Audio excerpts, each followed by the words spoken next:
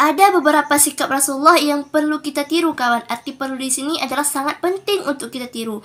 Jadi dengarlah penjelasan berikut ini. Oke, number one, ketika Rasulullah berbicara. Nah, ketika Rasulullah SAW berbicara, kawan, beliau terkenal dengan 3 hal. Yang pertama, beliau terkenal dengan diamnya. Yang kedua, jikapun beliau berbicara, beliau hanya membicarakan hal-hal yang penting saja.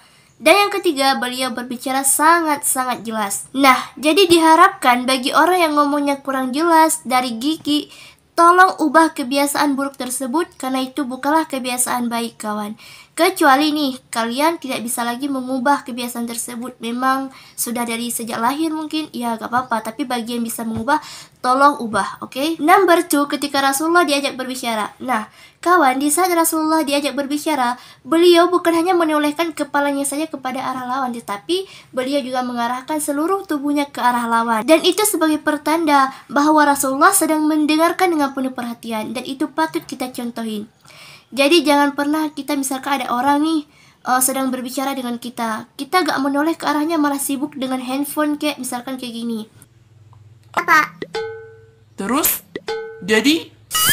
Janganlah kayak gitu, itu sikap yang buruk, kawan. Number 3 adalah ketika Rasulullah sedang mendengarkan. Nah, di saat Rasulullah sedang mendengarkan pembicaraan lawannya, beliau tidak memotong pembicaraan lawannya. Dan pun beliau memberikan kesempatan untuk lawan bicaranya untuk menghabiskan semua kalimat yang ingin dia katakan. Number 4 adalah sikap Rasulullah ketika dalam pembicaraan. Nah, jadi Rasulullah mempunyai sebuah cincin dari rubi yang kadang-kadang membuat Rasulullah teralihkan dari pembicaraan karena memandangi cincin tersebut.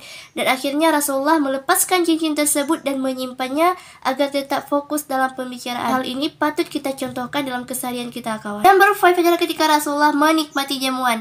Nah, kawan, di saat Rasulullah menikmati jamuan ketika menjadi tamu, beliau menyelesaikan lebih awal dibandingkan dengan orang lain. Dan ketika beliau menikmati jamuan sebagai tuan rumah, beliau menyelesaikan paling akhir supaya tamu undangan beliau tidak sungkan untuk menikmati jamuan tersebut. Nah, jadi itulah beberapa sikap Rasulullah yang patut kita tiru dalam kehidupan sehari-hari, kawan. Jangan lupa diamalkan. Semoga kita bisa berjumpa dengan Rasulullah SAW di akhirat kelak.